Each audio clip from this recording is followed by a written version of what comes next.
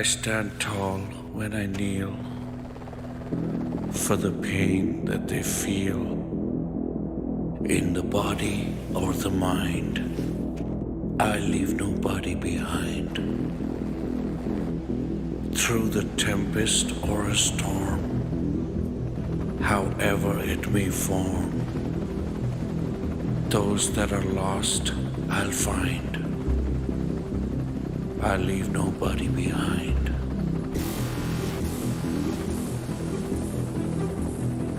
I lift them out of darkness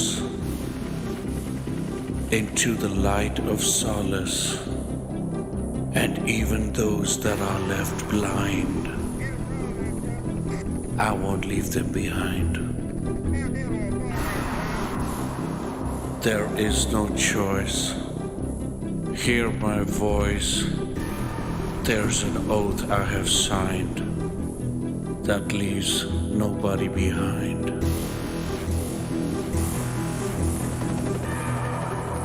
I keep the future in mind, so I can't leave anybody behind.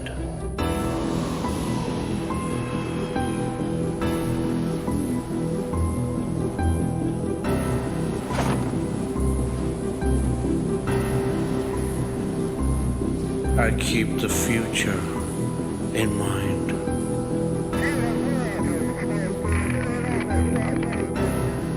so I can't leave anybody behind.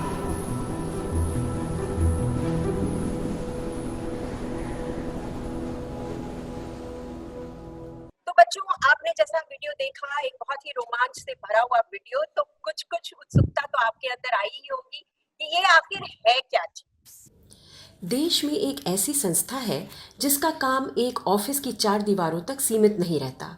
अपने मरीज तक पहुंचकर उनकी पीड़ा का निदान करने से इन जाबाज को कोई भी बाधा रोक नहीं सकती। ऊंचे पर्वत हो या निर्जन वन, सेवा भाव के प्रति अपने दायित्वों का निपुणता से निर्वहन करने वाले इन वीरों की जो झलक अभी आपने देखी, वो कोई और नहीं, हमारी भारतीय सेना की सेना चिकित्सा कोर यानी आर्मी मेडिकल कोर है। निश्चित ही आप सभी उत्सुक होंगे कि किस प्रकार आप इस कोर का हिस्सा बनकर अपने जीवन को और रोमांचक बना सकें। इसलिए आपके मार्गदर्शन के लिए आज हमारे साथ हैं सेना चिकित्सा कोर से लेफ्टिनेंट जनरल माधुरी कनिटकर, अति विशिष्ट सेवा मेडल, और उनके साथ हैं आर्म्ड फोर्सेस मेडिकल कॉलेज से ही मेडिकल कैडेट सुयश सिंह, जो अभी अपने फाइनल ईयर की पढ़ाई कर रहे हैं। जनरल कनिटकर फिलहाल deputy chief of integrated defence staff के पद पर कार्यरत हैं। इन्हें भारतीय सेना में लेफ्टिनेंट जनरल के 3 स्टार रैंक तक पहुंचने वाली तीसरी महिला होने का गौरव प्राप्त है। जनरल कनिटकर ने पूना के प्रतिष्ठित आर्म्ड फोर्सेस मेडिकल कॉलेज यानी AFMC से MBBS की पढ़ाई करके एक विख्यात शिशु रोग विशेषज्ञ के रूप में अपने आप को स्थापित किया है। MBBS की पढ़ाई के दौरान पूना विश्वविद्यालय की सभी परीक्षाओं में प्रथम स्थान प्राप्त कर एवं एकेडमिक्स और एक्स्ट्रा करिकुलम में सर्वश्रेष्ठ छात्रा होने के लिए इन्हें प्रेसिडेंट्स गोल्ड मेडल और कलिंगा ट्रॉफी से भी सम्मानित किया गया है। आगे की पढ़ाई उन्होंने एम्स नई दिल्ली से की और शिशुओं में किडनी की बीमारियों से संबंधित विशेषज्ञता प्राप्त की। उन्होंने नेशनल यूनिवर्सिटी हॉस्पिटल सिंगापुर और ग्रेट ऑर्मंड स्ट्रीट हॉस्पिटल लंदन तथा मेडिकल एजुकेशन में फेमर फेलोशिप भी पूरी की। भारतीय सेना में 4 दशकों के अपने कार्यकाल में जनरल कनिटकर ने AFMC, ACMS एवं आर्मी हॉस्पिटल रिसर्च रेफरल में कई शैक्षणिक पदों पर भी काम किया है। 2017 में उन्होंने AFMC के डीन एवं डेप्यूटी कमांडेंट के पद का कार्यभार संभाला। उसके बाद जनरल कनिटकर ने उत्तर कमांड के मेजर जनरल मेडिकल के रूप में अपनी कार्यकुशलता का परिचय दिया। ये वही उत्तरी कमांड है जहां भारतीय सेना अपना युद्ध कौशल का लगभग रोज ही परिचय देती है। उनकी कर्मठता के लिए भारत के महामहिम राष्ट्रपति ने उन्हें अति विशिष्ट सेवा मेडल एवं विशिष्ट सेवा मेडल पुरस्कृत किया। भारतीय सेना के अधिकारी के रूप में अपने दायित्वों के अतिरिक्त जनरल कनटकर प्रधानमंत्री विज्ञान प्रौद्योगिकी परिषद में सलाहकार भी हैं। वे एमसीआई यानी मेडिकल काउंसिल ऑफ इंडिया के बोर्ड ऑफ गवर्नर्स की भी सदस्य हैं। लक्ष्य के इस एपिसोड में हम जनरल कानिटकर का तहे दिल से स्वागत करते हैं। जनरल कानिटकर, हम हमेशा हमारा किसी न किसी रूप में आए दिन हमारा पाला डॉक्टरों से बढ़ता रहता है और हम देखते हैं कि कितना आगे बढ़कर अथक सेवा हमें देते रहते हैं। तो लेकिन आप जो है सो आर्मी से जुड़ी हुई है, तो मेडिकल प्रोफेशन और आर्मी मेडिकल कोर ये दोनों अलग अलग आयाम है ऐसा हमें लग रहा है, तो दोनों में क्या फर्क है, इसके बारे में जरा हमें बताइए। देखिए बच्चों, फर्क तो इतना ही है कि हमें मतलब एक नहीं, दो टाइटल्स और दो वर्दियों का फायदा एक साथ मिल जाता है। बल्कि मैं तो कहती हूँ 3 वर्दी। और सुयश, मैं देख रही हूँ हंस रहा है, क्योंकि मैं बच्चों को भी यही बताती थी कि डॉक्टर कोई भी बन सकता है, उसमें भी नाज है। फौजी, एक सोल्जर, वो भी कोई भी बन सकता है, उसपे भी गर्व होता है। और तीसरा रोल होता है एक टीचर का, जो मतलब एक अध्यापक जो बनता है उसको सारे लोग बहुत इज्जत से देखते हैं। किसको याद नहीं होता है अपनी पहली टीचर जब स्कूल जाते हैं। और आप देखिए, आर्मी मेडिकल कोर के डॉक्टर को ये तीनों एक साथ मिलते हैं। मतलब आप एक डॉक्टर भी हो तो इसलिए आपको एक स्टेथोस्कोप भी मिलता है और एक सफेद कोट भी मिलता है। आप एक सोल्जर भी होते हो, इसलिए हमें कॉम्बैट की वर्दी मिलती है, यूनिफॉर्म आर्मी नेवी एयरफोर्स का मिलता है, और हमें बच्चों को पढ़ाने का भी शौक मिल जाता है, पूरा हो जाता है। तो हम टीचर, डॉक्टर, सोल्जर तीनों एक साथ होते हैं। अब इसमें गर्व नहीं होगा तो क्या होगा, है ना? यस मैम, आई थिंक मतलब एक पन तीन काज। बिल्कुल। हाँ सुयश, आप कुछ कह रहे थे? मैं तो कह रहा था ma'am, it's the best way to make the best use of this one life which we get. We have these 3 honours getting simultaneously. Yes, absolutely. बच्चों, आप सुन रहे लाइफ हैं ना? एक है लेकिन 3 उसमें भूमिकाएं मिल, यू कैन सेलिब्रेट 3। एब्सोल्युटली बिल्कुल। तो बहुआयामी एक करियर है। अगर आप जाना चाह रहे हैं इस फील्ड में, तो आपने देखा कि एक तीर से 2 नहीं 3 शिकार आप कर सकते हैं। तो बहुत बहुत धन्यवाद जनरल कानिटकर। अब हम अपने दूसरे सवाल की तरफ पहुंचते हैं कि आप तो सेना में, आपका बहुत लंबा अनुभव है सेना में अपनी सेवा देते हुए, और लेकिन इस सेवा के दौरान कई ऐसे पल आए होंगे आपके जीवन में जिसपे आपको बहुत गर्व हुआ होगा, बहुत प्राइड फील की होगी आप अपने कार्य के दौरान। और इसके साथ ही साथ कई ऐसे भी क्षण आए होंगे जहां आपको कुछ ना कुछ मुश्किलों का सामना करना पड़ा होगा। आपके एक्सपेक्टेशन के अनुरूप कोई चीज नहीं हुई होगी, आपने जो सोचा कि ऐसा होगा वो नहीं हुआ। तो ऐसे हम चाहेंगे कि हमारे बच्चों को आप ऐसी अपनी कुछ बातें बताएं, साझा करें।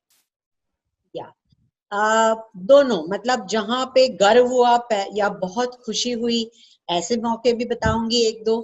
और जहां पे लगा कि नहीं ये क्या मैं छोड़ दूं, ऐसा भी लगा, हताश होना, ये तो नेचुरल है। लेकिन उसमें से भी निकल आना और भी आपको एक स्ट्रॉन्ग पर्सन बनाता है। तो पहली बात, अगर आप कहते हो कि जिसमें गर्व हुआ, तो मैं सोचती हूँ कि सबसे ज्यादा गर्व हुआ, मतलब एक मजे की बात है, शादी के फेरे में। अब आप पूछेंगे उसमें क्या है, सबको शादी करनी होती है और सबके फेरे होते हैं, तब मतलब उसमें गर्व क्या है। लेकिन मेरी शादी एग्जाम के 4 दिन बाद हुई। 12 नवंबर को मेरा मेडिसिन का वाइवा खत्म हुआ, 16 नवंबर को शादी। आप बताइए, 4 दिन के बाद। और मैं वेट भी नहीं करी कि रिजल्ट देखने के लिए। अच्छा, बात मजे की ये हुई कि फेरे चल रहे थे और पापा ने पंडित जी को एकदम से बोला कि 2 सेकंड रुकिए। तो सारे हम लोग रुक गए और सबको लगा कि अब क्या हो रहा है, ये फेरे हो रहे हैं और लड़की के पिताजी बोल रहे रुकिए, और भागे। उन दिनों में ये टेलीफोन वगैरह नहीं थे ना, एक टेलीग्राम आया था। मेरे मेडिसिन के प्रोफेसर जनरल अभी केजे शेट्टी थे, उनका टेलीग्राम आया, कांग्रेचुलेशन आप फर्स्ट आई हो। आप देखो क्या मतलब, एक मुझे लगा कि ये तो दोनों हाथ में लड्डू, यहाँ शादी हो रही है और यहाँ फर्स्ट आने का मौका। तो ये एक बहुत अच्छा फीलिंग हुआ। और दूसरी बार जब बहुत अच्छा लगा जब मैं मतलब काफी ऊंचे ओहदे तक पहुंची थी, मतलब यहाँ वहां बातें चल रही थी, और एक दिन एक फोन आया मुझे, मेरी पीए बोली कि कोई स्वीटी बात करना चाहती है। तो मैंने कहा स्वीटी, समझ में नहीं आया। कहती नहीं, वो इंसिस्ट कर रही है। तो मैंने कहा लगा दो फोन। मैंने जब फोन उठाया तो ये कहने लगी कि मैडम आप मुझे भूल गई होंगी, लेकिन मैं पूरी जिंदगी, मतलब जैसी जैसी बड़ी होती गई, मम्मी पापा ने मुझे बताया कि तेरी जिंदगी एक मैडम ने बचाई थी। और ये लड़की वही थी जो 600 ग्राम की पैदा हुई थी और 7th मंथ में, और 1994-95 की, मतलब इतनी पुरानी बात है। तब तो इतनी सुविधाएं भी नहीं थी।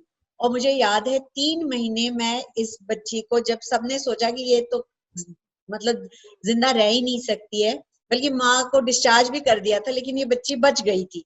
और इसलिए मैंने, क्योंकि ये छोटी सी 600 ग्राम इतनी सी एक किडनी ट्रे में पचा के लाई थी, और जब ये बच गई और 3 महीने बाद घर गई, तो मैंने मम्मी को उसको कहा इसका नाम पिंकी रखो, कैसी गुलाबी गुलाबी छोटी सी है। और उसके बाद मतलब मैं भी कहीं पोस्टिंग चली गई, आप देखिए इतने साल निकल गए। और जब इस लड़की का मुझे फोन आया, कहती है मैं वही पिंकी हूँ, मैंने बीएचयू से एमकॉम किया हुआ है, मेरी अभी शादी हो गई है। Oh my तो God, oh मुझे my God. जब इतने, मेरे तो रोंगटे खड़े हो गए, आंख में आंसू आ गए कि उस बच्ची को एक जन्म देने का, मतलब जिंदगी देने का कितना फायदा हुआ। तो ऐसे मतलब एक डॉक्टर की जिंदगी में ना ऐसे बहुत मौके आते हैं, और यही तो वजह है जिसमें हम गर्व के साथ मतलब डॉक्टरी का रोल निभाते हैं। तो ये हुई कुछ अच्छी बातें, कुछ नेगेटिव। और मतलब ये मैं बच्चों को जरूर बताना चाहूंगी कि जिंदगी में हर चीज अपने मन की जैसे नहीं होती है, और हमें उनमें से निकलना आना सीखना चाहिए। तो जिद से मैं फौज में ज्वाइन करी थी। मेरे मम्मी पापा कोई फौज में नहीं था, लेकिन मुझे एक वर्दी से जो लगाव हो गया, एक एएफएमसी कॉलेज का अट्रैक्शन हो गया, उसमें मैं चली गई थी। और फर्स्ट आने के बावजूद मैंने जिद करी कि मुझे फौज में नौकरी करनी है। और उसके बाद फौज के कुछ अपने रूल्स है, उस टाइम मैं समझ नहीं पाई, मैं 3 साल तक पीजी नहीं कर पाई। मेरी शॉर्ट सर्विस थी, उसके बाद पीसी, काफी उसके अपने हर एक सर्विस के अपने अपने रूल्स और कानून होते हैं। तो वो उनको मैं तब समझ नहीं पाई, मुझे लगा कि मुझे पीजी नहीं मिल रही है, मुझे छोड़ देना चाहिए। तो लेकिन अगर उस टाइम अगर मैं छोड़ देती तो शायद आज इस ओहदे तक नहीं पहुंचती। तो मैंने अपनी जहां पे मुझे पोस्ट किया वहां नौकरी करी, जो भी कठिनाई वो एक्सेप्ट करती गई। तो उस कारण मुझे जो है एक और स्ट्रेंथ आया। फिर जब काफी बार ऐसे हुआ कि पोस्टिंग्स हमारी साथ नहीं होती थी, अभी फौज में काफी अच्छा कर दिया है कि हस्बैंड वाइफ दोनों हो तो काफी हद तक एक साथ पोस्टिंग देते। हमारे लिए तो 36 इयर्स शादी के जो हुए, उसमें से 12 साल हम साथ थे और बाकी 24 साल मैं कहीं, हस्बैंड कहीं, मेरे साथ 2 छोटे बच्चे, उसमें नौकरी भी करना, घर का संभालना।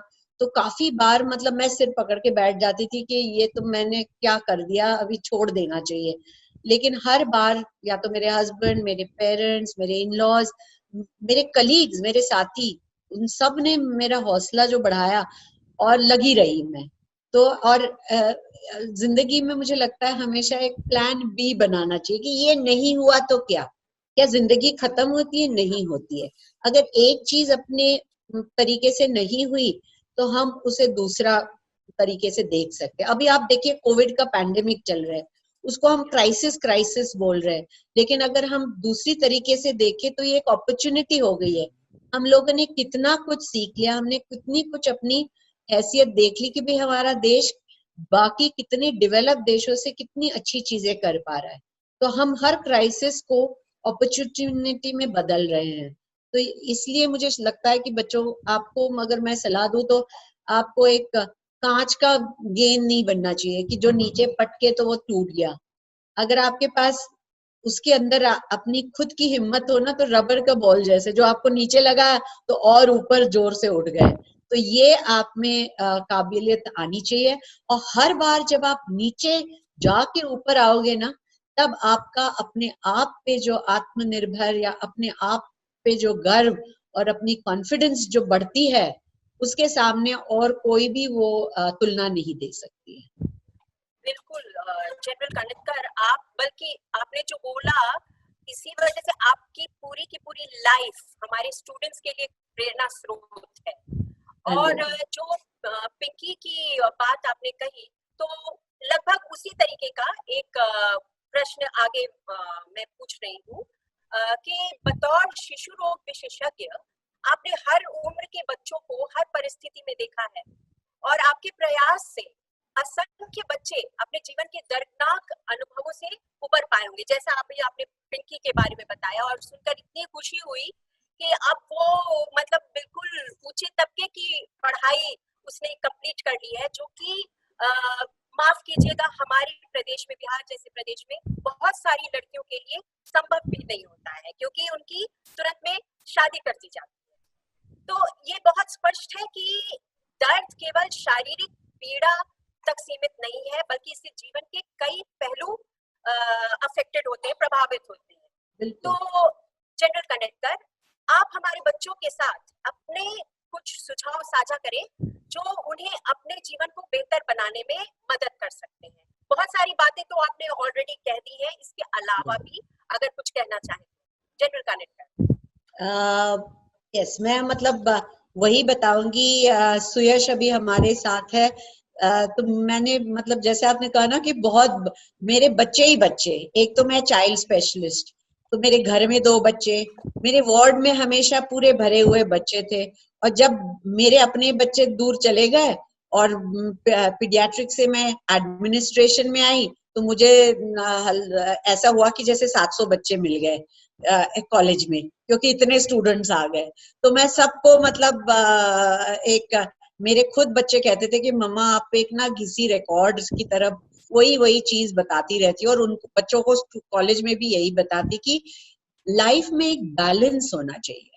मतलब आप कोई भी चीज करते हो तो एक ही चीज आप करते रहो और उसमें बहुत आगे निकल गए, तो उसका उतना फायदा नहीं होता है जो आपने हर पहलू को अगर आपने अपने आप में डेवलप करने दिया।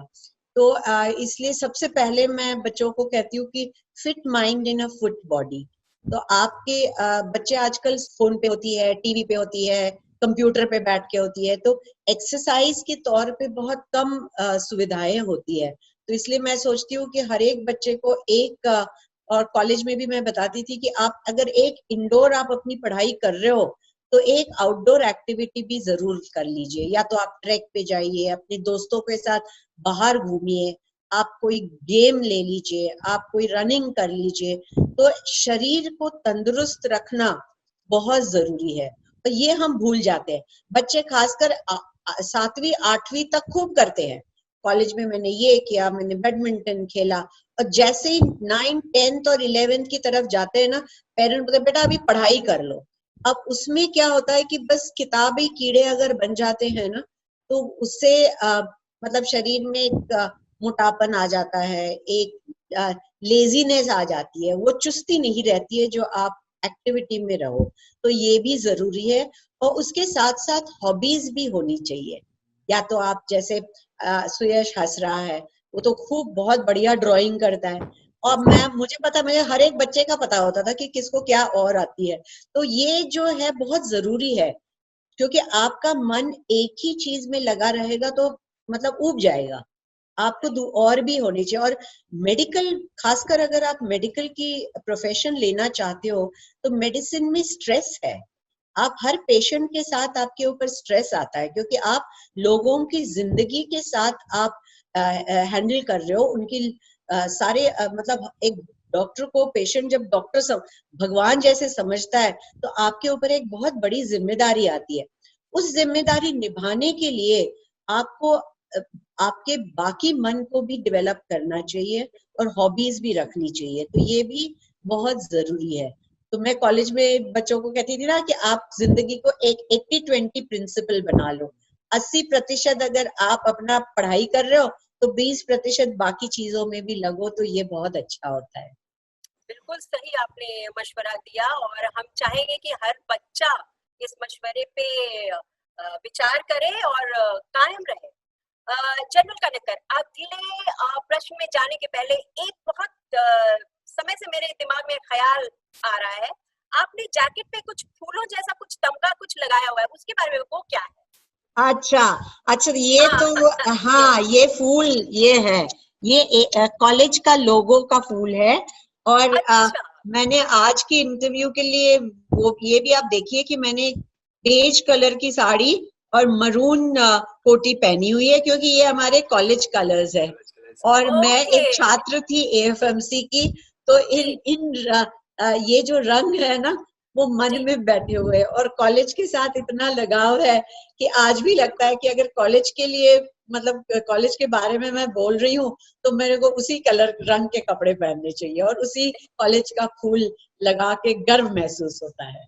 Okay, very nice, thank you general connector.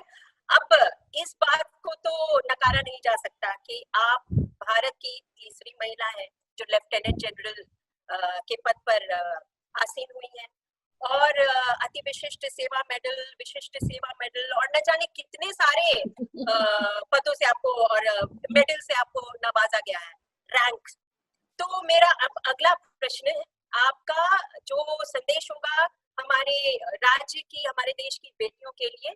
तो जैसा कि हम जानते हैं कि आर्मी थोड़ा सा पुरुष प्रधान टाइप की संस्था रही है, और बल्कि अभी भी आम जनता में यही एक माइंडसेट है, एक अंडरस्टैंडिंग है कि आर्मी जो है सो पुरुष प्रधान है और बड़े कठिन कठिन तरीके के काम वहां पे करने को दिए जाते हैं, तो लड़कियां कैसे करेंगी? तो लड़कियों को हमारे समाज में आज भी डिस्करेज किया जाता है कि बहुत तरीके के ऐसे ऐसे करियर ऑप्शंस एक्सप्लोर करें जहाँ पे उनको ज्यादा उनके ज्यादा टाइम और एनर्जी की आवश्यकता हो। तो उनकी ये चिंता होती है कि कठिनाई और चुनौती से भरा आर्म्ड फोर्सेस में ये माता पिता सोचते होंगे कि आर्म्ड फोर्सेस में जाने से उनकी बेटियों के लिए क्या ये एक सही करियर ऑप्शन है? आर्म्ड फोर्सेस में मेडिकल प्रोफेशन को फॉलो करने के लिए बेटियों के लिए क्या ये एक सही ऑप्शन होगा? तो ऐसे माता पिताओं के लिए आपका क्या संदेश है? आपने बहुत अच्छा प्रश्न पूछा। और यही प्रश्न जब मैं एएफएमसी में पिछले 5 साल, इसके पहले 5 साल से इंटरव्यूज वगैरह करती रहती थी, तो सारी खासकर लड़कियों के जो माता पिता आते थे या गार्डियंस आते थे, यही सवाल मुझे पूछते थे। और मैं उनके लिए दो चीज बताती थी। एक, कि अभी जमाना बदल गया है, लड़के लड़कियां बराबर है। मतलब ऐसा कोई भी काम नहीं है जो लड़कियां नहीं कर सकती है। ऑर्गेनाइजेशन की तरफ से आप देखिए, फौज ने भी अपने सारे दरवाजे खोल दिए हैं। पहले जो है सिर्फ डॉक्टर्स और नर्सेस लेडीज आती थी, लेकिन अब जो है सारी फैसिलिटीज, बाकी जो आर्म सर्विसेज, पायलट्स तक भी लेडीज आ गई हैं। सुप्रीम कोर्ट ने उन्हें कमांडेंट्स की पोस्ट देने का भी परमिशन दे दी है। तो इसलिए ज्यादा लड़कियां आ सकती है, और जो आ चुकी हैं वो अपने आप को बहुत काबिल प्रूव कर रही है। वो हर चीज, क्योंकि आर्म फोर्सेस ऐसा ऑर्गेनाइजेशन है जहां पे कैपेबिलिटी पे ज्यादा ध्यान दिया जाता है, जेंडर पे फर्क नहीं पड़ता है। नहीं तो शायद मैं भी, अगर आप कहो कि भाई इतनी कम लेडीज क्यों हैं, आप ये पूछ सकती हो कि भाई फिर इतनी बिल्कुल आप सिर्फ वाजिब सवाल तीसरी है। कैसी हो। वजह हाँ, ये है कि ज्यादातर लोग अभी भी पेरेंट्स वैसे ही सोचते गए, तो इसलिए बिल्कुल, इतनी लड़कियों को आने नहीं दिया। लेकिन अब बदल गया है। अब जी, जितनी लड़कियां ज्वाइन कर रही हैं, तो आगे आप देखेंगे कि ऊंचे हद तक भी, ऊंचे ओहदे पे भी लेडीज बहुत पहुंच जाएंगी। लेकिन ये जरूर जरूर है कि जैसे एएफएमसी में हम सिर्फ 30 लेडीज लेती हैं। हालांकि लड़कों ने कहा था, सुयश याद है जब मैं डीन आई थी, पहली महिला डीन, तो उन्होंने कहा अब लेडीज और लड़के काफी खुश थे कि शायद लड़कियां और आ जाएंगी।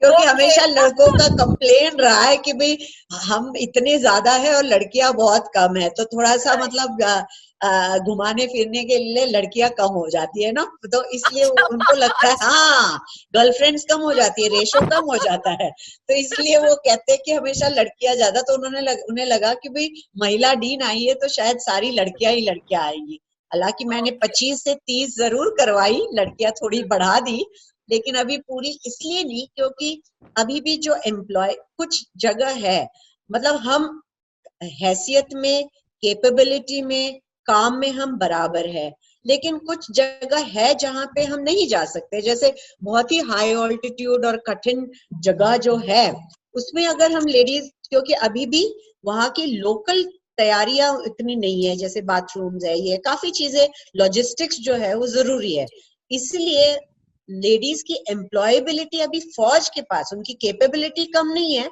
लेकिन सुविधाएं कम है, और इसलिए कम लेडीज हम लेते हैं। और हमने आर्म फोर्सेस में रेशो रखा है कि अगर 100 डॉक्टर होंगे तो 25 से ज्यादा हम लेडीज नहीं रखेंगे। तो अभी, और वो भी धीरे धीरे बदल जाएगा जैसे लेडीज और ले पाएंगे। लेकिन इसकी वजह ये भी है कि लेडीज को थोड़ी प्रॉब्लम जरूर होती है, और जैसे डिलीवरीज है, बच्चों को बड़ा करना है, तो फील्ड पोस्टिंग्स आगे जाके एम्प्लॉयबिलिटी रिस्ट्रिक्शन जरूर होती है। तो और ये ऑर्गेनाइजेशन समझता है और लेडीज को सपोर्ट करता है। और दूसरी बात है, रही बात अगर नौकरी करनी है, तो मैं हर पेरेंट्स को यही बोलती थी कि अगर आपको बेटी से नौकरी करने की इजाजत देनी है और उसने कहीं नौकरी करनी है और उसने घर के बाहर निकल के दूर कहीं जाके नौकरी करनी है, और फिर भी अगर आपको चैन की नींद सोनी है, तो प्लीज उसे फौज में भर्ती करिए, क्योंकि वो फौज में जितनी सिक्योर है, फौज देश की रक्षा करता है, उसके साथ लेडी की तो बहुत इज्जत करता है।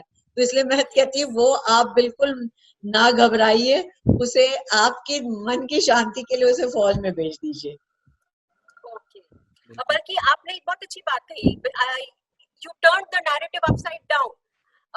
लोग समझते थे कि सेफ नहीं है फौज में लड़कियों का जाना, आपने बल्कि उसको और पूरा ही उल्टा किया, पर्सपेक्टिव ही चेंज कर बिल्कुल दिया कि अगर बिल्कुल कोई प्रोफेशन सेफ है तो वो फौज है लड़कियों के लिए। तो बिल्कुल ये तो मतलब माता पिता के लिए बिल्कुल it should be music to their ears, yes मुझे लगता है। और यस इसको एक सीरियसली एक बहुत ही इम्पोर्टेंट विकल्प बनाकर लड़कियों के सामने पेश करना चाहिए, और पेरेंट्स को लड़कियों को और प्रोत्साहित करना चाहिए कि वो आए और बिल्कुल फौज में भर्ती हो। जनरल कानेटकर, अब हम आपके alma mater armed forces medical college के बारे में थोड़ी सी बात करेंगे, आपसे जानना चाहेंगे, ठीक है?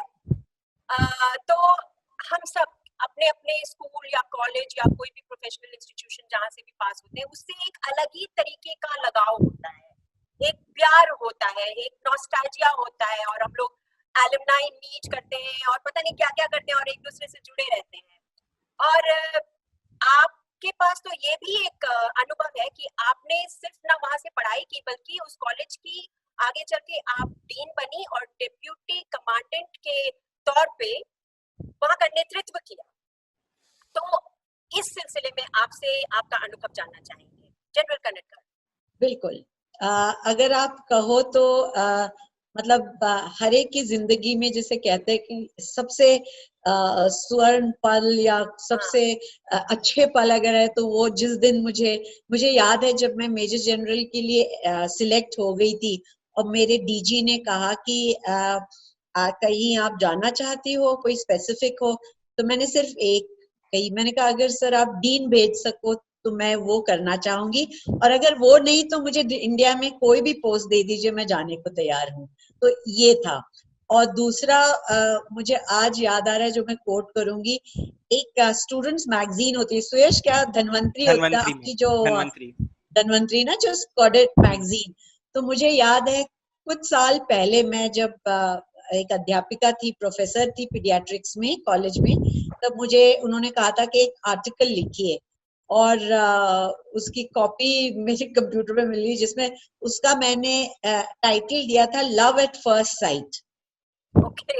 हाँ और वो आर्टिकल मुझे मतलब आप जब कह रही हो ना, तो मुझे याद आया कि वो मैंने स्टार्ट ऐसे ही किया था कि मैंने फौज ज्वाइन किस लिए किया, मतलब ये नहीं कि मुझे फौज से, मतलब मेरा कोई बैकग्राउंड नहीं था।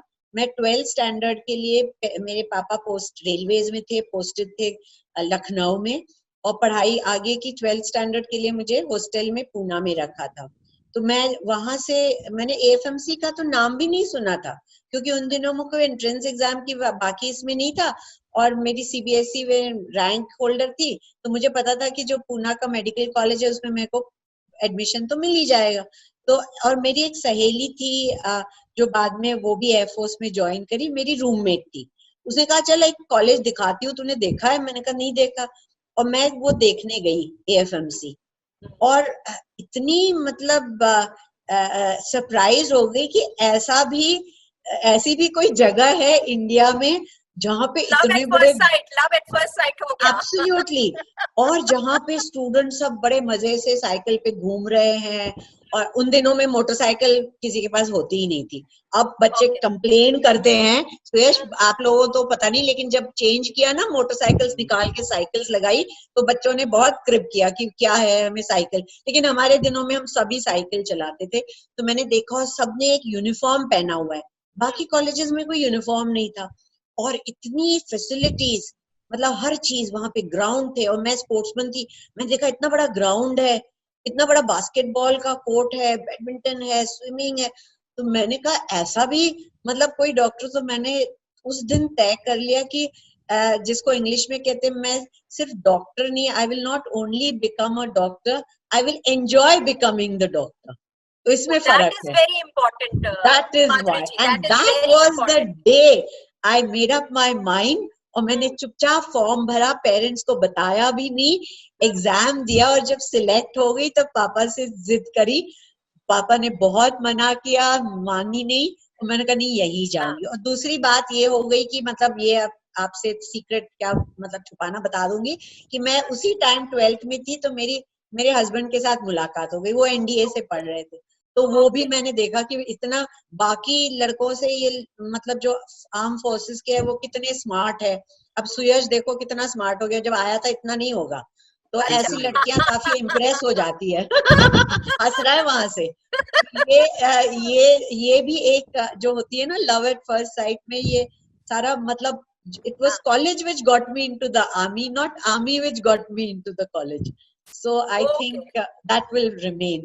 And इसलिए जब उसकी डीन बन के गई ना, तो मन में एक सपना था कि इसको मतलब मैं और ऊंचा कैसे उठाऊं, इसके मतलब मैं जितना भी करूं, जैसे अपना होता है ना, उसके लिए हम ये नहीं सोचते कि मतलब ये नौकरी है। तो मैंने कभी वो जो 2 साल मैंने 2.25 साल डीन थी, मैंने उस जॉब को कभी अपनी नौकरी नहीं समझा, कभी अपना जॉब नहीं समझा।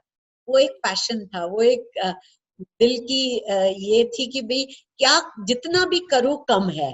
और मुझे उतना ही मतलब काफी टाइटल्स वगैरह भी मिले, क्योंकि वो सुयश बाद में बताएगा, लेकिन उसके साथ साथ बहुत प्यार भी मिला। तो दोनों चीज होती थी, बहुत ही अच्छा लगा।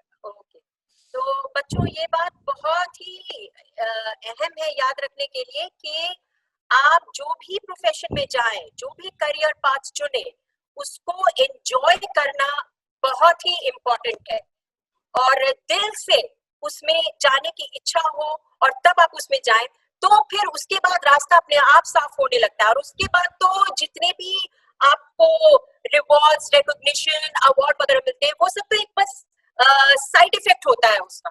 असल बात है कि आपको अपने काम को एंजॉय करना आना चाहिए। तो ये बात बहुत ही इम्पोर्टेंट है, इसको ध्यान में रखिएगा। तो ऑफ कोर्स एएफएमसी जो आर्म्ड फोर्सेस मेडिकल कॉलेजेस है, वो तो एक प्रीमियर कॉलेज है, इसमें कोई दो शक नहीं है। हम लोग भी जैसे मुझे याद है जब पूना जाते थे या गई थी मैं वहां पे, तो एक टूर अट्रैक्शन की तरह भी उसको पेश किया जाता था हम जैसे आम जनता के लिए।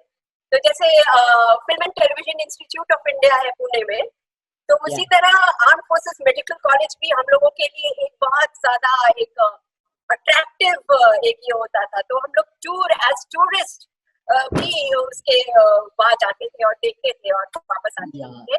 तो अब नेक्स्ट क्वेश्चन सुयश मेरा आपसे है कि अभी प्रेजेंट डे में एएफएमसी में आप अंतिम वर्ष में हैं और आप कॉलेज कैडेट कैप्टन के रूप में वहां पे नियुक्त हैं। तो सशस्त्र सेना मेडिकल कॉलेज में कैडेट का जीवन हमें बताइए कि कैसा होता है। और साथ ही साथ ये भी बताइए कि आज से करीब 20-30 साल पहले ये जनरल कनेक्टर हमें बताइए तब कैसा माहौल था और अभी कैसा माहौल है वहाँ पे? कुछ फर्क आया है या अभी भी पूरे अनुशासन के साथ वैसे ही चलता है? क्या है? क्या बदला है और क्या है अभी? तो आज के बच्चे अगर वहाँ जाना चाहें तो सुयश आप बताइए कि वो क्या एक्सपेक्ट करें? हाँ, आर्म्ड फोर्सेस मेडिकल कॉलेज में जो एक कैडेट का जीवन होता है एक आम या एक सिविलियन मेडिकल कॉलेज से बहुत डिफरेंट होता है। जैसा कि अभी तक आपने सुना मैम को, आपको एक झलक मिल ही गई होगी कि कैसा जीवन होता होगा, क्योंकि कॉलेज का एम बस एक डॉक्टर बनाना नहीं है, डॉक्टर के साथ एक लीडर, एक सक्षम आर्मी ऑफिसर भी बनाना है। तो मेडिकल एजुकेशन हमारी ट्रेनिंग का एक अहम हिस्सा है, बट उस तक सीमित नहीं है। हमें हमारे ऑलराउंड पर्सनालिटी डेवलपमेंट के लिए हमें बहुत प्रोत्साहित किया जाता है कि हर प्रकार के एक्स्ट्रा करिकुलर एक्टिविटीज में हम भरसक पार्ट ले सकें, जिससे कि हमारी पर्सनालिटी अच्छे से डेवलप हो सके। सो जैसा कि मैम ने बताया, आप जिस स्पोर्ट में आप रुचि रखते हैं, जिसमें आप आगे अच्छा करना चाहते हैं या फिर जिसे सीखना भी चाहते हैं, उसके लिए हर प्रकार का अवसर वहाँ पे मौजूद है। जिस भी एक्स्ट्रा करिकुलर एक्टिविटीज में आपकी इंटरेस्ट है, जैसे कि आर्ट्स है या फिर डिबेटिंग, क्विजिंग, हर किसी के लिए एक डेडिकेटेड क्लब वहाँ पे मौजूद है, जिसमें कैडेट्स बहुत इंटरेस्ट लेके पार्ट लेते हैं और अपने आप को सुधारते हैं दिनों दिन, जैसी कि अपॉर्चुनिटीज मिल सकें। उसके अलावा इस सब के लिए एक बिल्कुल विश्व स्तरीय इंफ्रास्ट्रक्चर कॉलेज में अवेलेबल है। आप माउंटेनियरिंग करना चाहते हैं, आप स्कूबा डाइविंग करना चाहते हैं, हर किसी के लिए आपको कॉलेज अपने एडवेंचर क्लब के थ्रू जो है अपॉर्चुनिटी प्रोवाइड करेगा। I think this is rare, बाकी इंडिया के दूसरे कॉलेजेस में आप ऐसा एक्सपेक्ट नहीं कर सकते हैं। सुयश, आपको पता है मैंने हॉर्स राइडिंग, जब मैं वहां स्टूडेंट थी तब मैंने हॉर्स राइडिंग सीखी थी, मैम, नहीं तो और कहीं किसी मेडिकल कॉलेज में मेडिकल थोड़ी कॉलेज सीख में तो पाती। एक्सपेक्ट करना बहुत बिल्कुल। मुश्किल है और हॉर्स से। आगे आगे के जो छात्र आएंगे उनके लिए पता है इंडोर स्पोर्ट्स स्टेडियम की भी नींव डाली गई है और नया ह्यूज इंडोर स्पोर्ट्स स्टेडियम बनने वाला है। हाँ, तो जैसा मैम ने कहा कि इतना एक्स्ट्रा करिकुलर एक्टिविटीज अवेलेबल है, इसका ये मतलब नहीं है कि हमारा फोकस पढ़ाई से हट जाता है। वो 80-20 फॉर्मूला हम लोग अप्लाई करते हैं, और एकेडमिक एक्सेलेंस तो वो नॉर्म है हमारे यहाँ, कोई एक्सेप्शन नहीं है। तो उसके लिए जहां तक बात करें, मतलब बेस्ट पॉसिबल इंफ्रास्ट्रक्चर अवेलेबल है, चाहे वो लैब्स हो, वेल इक्विप्ड लैब्स हैं, म्यूजियम्स हैं, बेटर एक्सपीरियंस ऑफ लर्निंग हो, एक बहुत अच्छा स्किल्स लैब है हमारे यहाँ जिसपे हम लोग हैंड्स ऑन प्रैक्टिस कर सकते हैं हर चीज में। और एक जो बात मुझे बहुत खास लगती है वो है हमारे कॉलेज में फैकल्टी मेंबर्स। अगर जहां तक बात करें हमारे माधुरी मैम बैठी हुई है इसलिए उनके सामने उनकी पढ़ाई नहीं कर रहे नहीं हो नहीं, क्या? ऐसा बिल्कुल नहीं है, ऐसा बिल्कुल नहीं है। अभी मैं फैकल्टी मेंबर नहीं हूँ। नहीं, ऐसा सॉरी, बिल्कुल नहीं है। ओके। मैं दिल से कहना चाहता हूँ कि जहाँ इस देश में बाकी मेडिकल कॉलेजेस में एक बहुत बड़ी प्रॉब्लम आज होती है कि फुल स्ट्रेंथ में फैकल्टी अवेलेबल नहीं होता है। This is something which is not possible in AFMC. वहाँ हमारे यहाँ जो फैकल्टी मेंबर्स हैं वो फुल टाइम हमारे लिए पूरे डेडिकेशन के साथ हमें ट्रेन करने का उनकी इच्छा रहती है। जहाँ तक तो मैं कहूँगा, सुयश, जैसा एक मिनट सुयश, अभी तो लॉकडाउन में हो तो कैसे पढ़ा रहे? अभी हमारे लिए एक ऑनलाइन क्लासेस का सिस्टम शुरू हो गया है। रोज 3 घंटे लेक्चर्स होते हैं। जिस समय पूरा देश बंद है, कोई काम, सारा काम रुका हुआ है, फिर भी फैकल्टी मेंबर्स हमारे लिए रोज मतलब बेहतरीन लेक्चर्स ले रहे हैं। इससे ज्यादा हम क्या एक्सपेक्ट कर सकते हैं। और ये टीचर, हमारे फैकल्टी मेंबर्स या प्रोफेसर से बस ये टीचर स्टूडेंट का रिलेशनशिप नहीं होता है। मुझे तो लगता है कि ये एक एक्सटेंडेड फैमिली टाइप का बॉन्ड हम शेयर करते हैं अपने फैकल्टी मेंबर से। जब कभी हमें पढ़ाई छोड़िए, उसके अलावा भी कोई समस्या होती है, जो पहले लोग होते हैं जिनसे हम अपने समस्याओं को शेयर कर सकते हैं, वो हम, मेरे लिए तो टीचर्स ही हैं। बिल्कुल मेरे लिए क्या, इनफैक्ट सभी कैडेट्स के लिए हमारे कॉलेज में। और एक और चीज जो हमारे कॉलेज को बाकी कॉलेजेस से बहुत अलग बनाती है वो है medical research. Under graduate level पे मेडिकल रिसर्च को हमारे कॉलेज में बहुत प्रोत्साहन दिया जाता है। कैडेट को फर्स्ट ईयर से ही उसकी क्षमता और उसके रुझान के अनुसार ऐसा कहा जाता है कि आप जैसा भी आप चाहें उस हिसाब से आप मेडिकल रिसर्च में अपने लेवल पे जो कंट्रीब्यूट कर सकते हैं, जो सीखना चाहे सीख सकते हैं, और इसमें भरपूर सहयोग मिलता है हमारी फैकल्टी मेंबर्स की ओर से। तो this is what I love the most about my college. And अब आपकी पोल सुयश अब जनरल कनेक्टर ही खोलेंगी कि क्या बदमाशियां करते थे कॉलेज में और कैसे आपको डांट पड़ती थी, ये सब हम जनरल कनेक्टर से जानना चाहेंगे। अब मगर मैं आपके साथ शेयर करूं कि आज ही मैं ट्रेनिंग ऑफिसर के साथ ना बात कर रही थी, कुछ चीजों के लिए कॉलेज से लेना था।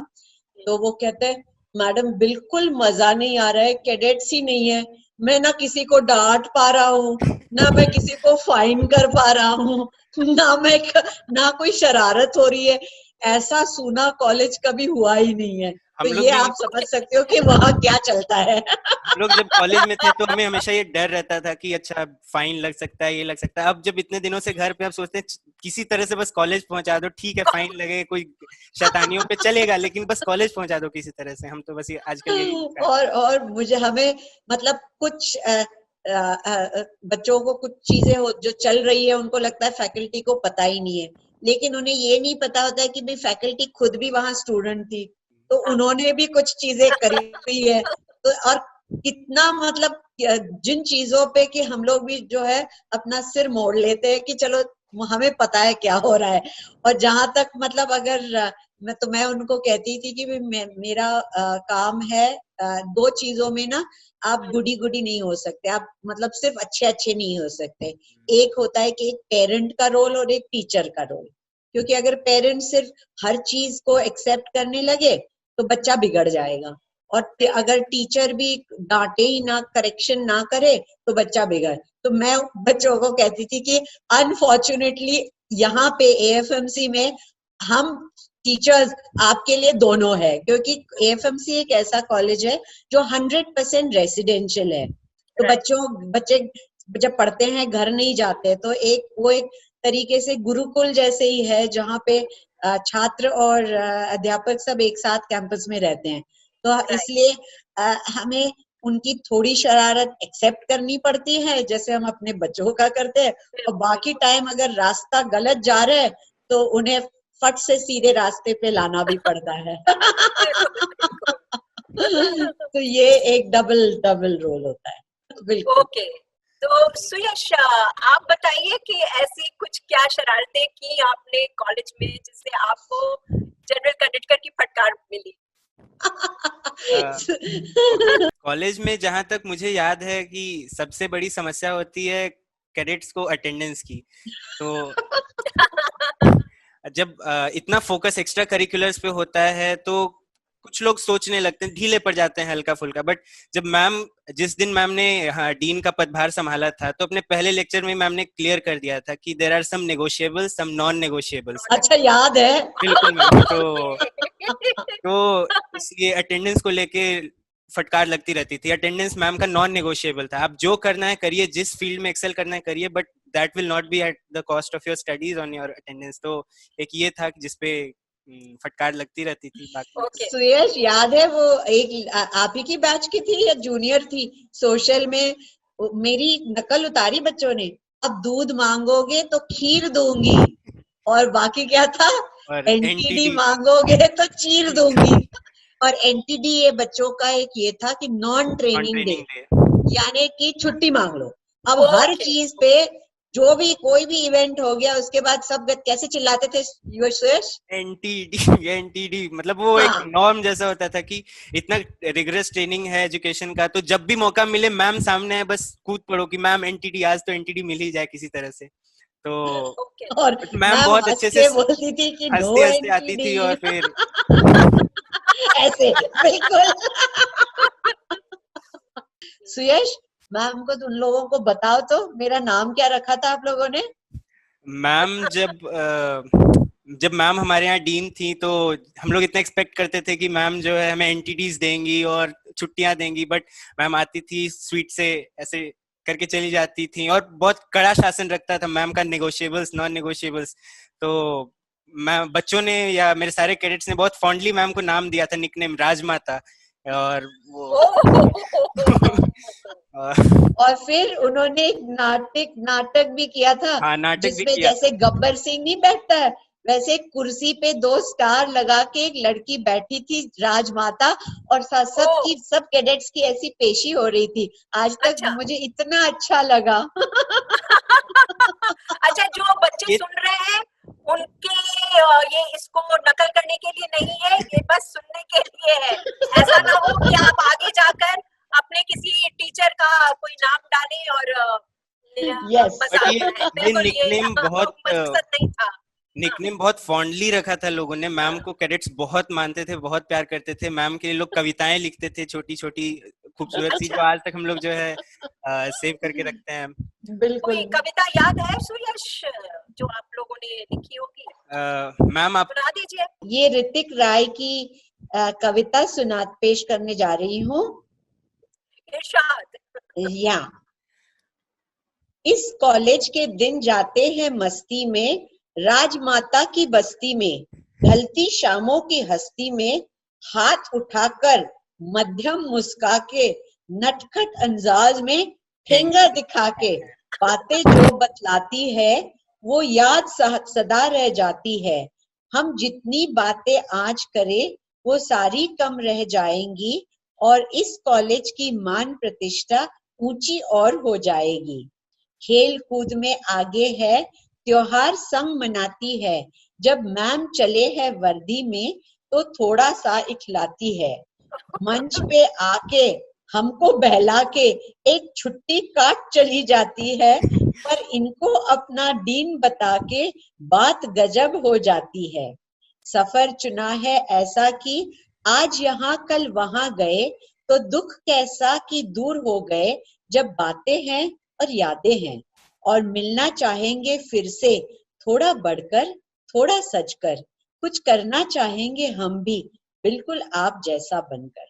बिल्कुल एक्चुअली देखा जाए तो बहुत ही सुंदर कविता है बहुत सुंदर, माधुरी जी, बहुत बहुत सुंदर। सुंदर कविता है। तो इसलिए बहुत इनकी साहित्यिक। जो नटखट ये थे, उन सब में इतना प्यार था कि मतलब मुझे बहुत अच्छा लगता था, बहुत ही बढ़िया। राइट। अच्छा, अभी आप दोनों से सवाल है हाँ, और दोनों में से कोई छुपाएगा नहीं, ठीक है? ओके, हाँ। आप दोनों की रैगिंग हुई कि नहीं और कैसी हुई, ये बताइए। सुयश पहले बताएगा, क्योंकि आजकल कोई रैगिंग होती ही नहीं है, हमारी तो बहुत होती थी। अच्छा। अब तो रैगिंग एज सच कोई सिस्टम नहीं है, बट हल्का फुल्का ओरिएंटेशन जरूर होता है। वो ओरिएंटेशन इज जस्ट क्योंकि एक कॉलेज का एक डिस्टिंक्ट माहौल है जो बाकी इससे अलग है। तो जब स्टूडेंट्स नए नए आते हैं तो इस माहौल में ढालने के लिए एक उनका एक हेल्दी इंटरेक्शन अपने सीनियर से किया जाता है। बिल्कुल वही ये प्रिंसिपल हुआ करता था। हाँ, तो हाँ। ये बहुत हेल्दी इंटरेक्शन होता है। इसको रैगिंग की संज्ञा नहीं दे सकते हैं। ये बस एक तरह का ओरिएंटेशन होता है। लोगों को सिखाया जाता है मैनर्स, कि सीनियर से कैसे बात करना है, मेस में आप कैसे बैठना है, ऑफिसर्स के प्रति आपका व्यवहार कैसा होना चाहिए। बस ये ओरिएंटेशन टाइप का होता है। उस समय हो सकता है ऑब्वियसली डांट पड़े छोटी मोटी, बट रैगिंग तो नहीं कहेंगे इसको। ओके। हमारे समय तो रैगिंग माधुरी नहीं। जी आप? नहीं, हमारे टाइम तो खूब रैगिंग होती थी। एक तो हम लोग कैडेट्स नहीं थे, अभी इन लोगों को ना कैडेट स्टेटस दिया गया है। हम अच्छा। सिविलियंस की तरह ही आते थे, यूनिफॉर्म जरूर पहनते थे, लेकिन कैडेट्स नहीं थे, तो इसलिए रैगिंग वाज परमिटेड। और मेरी तो खूब हुई, क्योंकि एक तो मतलब एक स्पोर्टिंग, क्योंकि रैग जब करते हैं ना, तब अगर कोई स्टूडेंट स्पोर्टिंग हो और सब चीज करने को तैयार हो, तो उसकी रैगिंग और हो जाती है। और क्योंकि मैं एक हॉस्टल से दूसरे हॉस्टल में आई थी, तो मतलब कोई फर्क नहीं था। लेकिन एक बात कहूँ, जिन लड़कियों ने सबसे ज्यादा रैगिंग करी थी सीनियर्स, वही आज मेरी सबसे क्लोज फ्रेंड्स है, और मैं सबके साथ इन टच हूँ। तो ये बात ये थी। लेकिन सबसे ज्यादा मुझे, मतलब हम कहते हैं अलायसेस, नाम देते थे, और मेरी तो इतनी लंबी हो गई थी, क्योंकि जब इंट्रोड्यूस करना पड़ता था तो पता नहीं क्या क्या बोलना पड़ता था। अच्छा। तो मतलब सबसे मुझे याद है, क्योंकि मेरी आवाज थोड़ी भारी, और मैं थी शॉर्ट और मतलब पेटीट, छोटी ये थी, लेकिन आवाज जोर जोर के चिल्लाती थी। तो मुझे बताया था, एक हमारी लैरिंजियल नर्व होती है जो जिसकी वजह से ना आवाज में एक भारीपन आता है, तो मुझे हर बार चिल्लाना पड़ता था, my recurrent laryngeal nerve never returned. और उसके बाद मुझे बहुत शौक था डांस करने का, तो मुझे मतलब उन दिनों में ना वो क्या हेलेन वेलेन ऐसे पिक्चरों में होते थे, तो बोलते अभी बस शुरू हो जाओ, और मैं भी एंजॉय करती थी। तो मेरी रैगिंग में इतनी और रैगिंग होती कि ये फ्रेशर देखो कैसी है, एंजॉय कर रही है, तो मेरे सिर के ऊपर एक बकेट डालते थे कि आप एंजॉय कर रहे हो, हम सीनियर्स नहीं देखना चाहते कि तुम भी हंस रही हो। अच्छा तो मैं बकेट डाल के भी डांस करती हूँ। आपके पास ऐसी कोई फोटोग्राफ है क्या, हम दिखाना चाहेंगे अपने। मैं यही आपने फोटो कहा, मेरे पास ये पीछे याद आया कि हमारे काफी मतलब कॉलेज डेज के भी फोटोज है, और अभी भी इतना हमारा एलुमनी एसोसिएशन स्ट्रांग है। हम हर एक एलुमनी एसोसिएशन का हर सैटरडे, अभी कोविड के लिए ऑल ओवर द वर्ल्ड, जहां अच्छा। जहां जो आर्मी ज्वाइन नहीं किए, जो यूएस में है, यूके में है, जापान में है, सिंगापुर में है, एक टाउन हॉल होता है हर सैटरडे को, और हम एक दूसरे से अभी भी सीख रहे हैं, एक दूसरों को अभी भी सपोर्ट कर रहे हैं। और एलुमनी एसोसिएशन की तरफ से कॉलेज में भी बहुत सुविधाएं, मतलब रिसर्च फंड, बर्सरी, हमारे छात्र जो है फॉरेन कंट्रीज में पेपर प्रेजेंट करने के लिए गए हैं, जिसके लिए एलुमनी एसोसिएशन ने फंड किया है। तो ऐसे भी मतलब हम ये नहीं कि हर कॉलेज का एलुमनी एसोसिएशन होता है, लेकिन एएफएमसी का एक जो फैमिली फीलिंग है वो कई साल तक चलता रहता है। और बैच हम अल्फाबेट से एक दूसरे को जानते हैं। सुयश, आपका बैच कौन सा है? Ma'am C3 batch, C3 C3। आप बताइए C3। और मेरा बैच था Q, क्योंकि A to Z जब खत्म हो गया तो हमने A2 B2 शुरू किया। अच्छा, जब ऐसा होता Z2 है। खत्म हो गया तो C3 शुरू हो गया। तो ये, और नहीं, ये हमें क्योंकि समझ नहीं आया, क्योंकि हम लोग ईयर के हिसाब से बैच, हाँ तो नहीं, ये ABCD क्या है? हाँ हमारा मतलब एएफएमसी का हर साल का ये है कि एक अल्फाबेट, हर बैच को एक अल्फाबेट दिया जाता है, और इसलिए फर्स्ट बैच के, और आज जो टाउन हॉल हमारी चलती है उसमें ए बैच से लेके सारे ज्वाइन करते हैं। तो इसलिए ये it's a very strong association, and we continue to interact very actively.